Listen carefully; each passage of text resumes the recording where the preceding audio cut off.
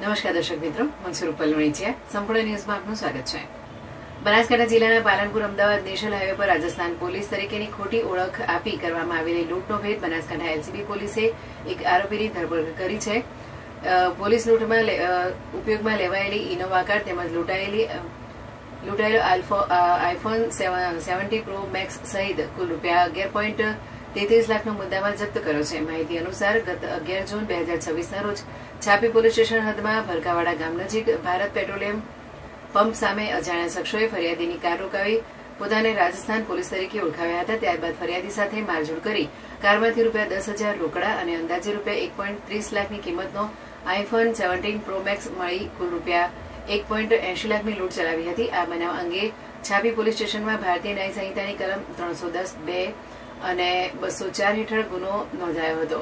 ગુનાનો ભેદ ઉકેલવા માટે બનાસકાંઠા પોલીસે અલગ અલગ ટીમો બનાવી તપાસ હાથ ધરી હતી. એલસીબીની ટીમોએ પાલનપુર અમદાવાદ નેશનલ હાઈવે પર છાપીથી પાલનપુર સુધીના 150થી વધુ સીસીટીવી કેમેરાના ફૂટેજ, ટેકનિકલ સર્વેલન્સ તેમજ હ્યુમન સોર્સના આધારે તપાસ આગળ વધારી હતી.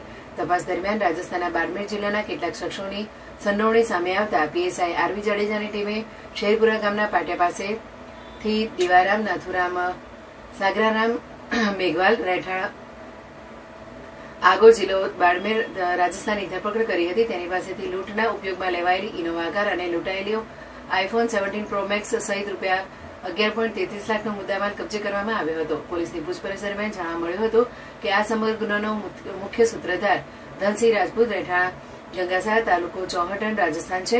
તેની સામે તખતસિંહ રાજપૂત, જગવાનસિંહ, સ્વરૂપસિંહ, ફતેહસિંહ અને વીરસિંહ રાજપૂત પણ લૂંટની ઘટનામાં સંડોવાયેલા હોવાનું સામે આવ્યું છે.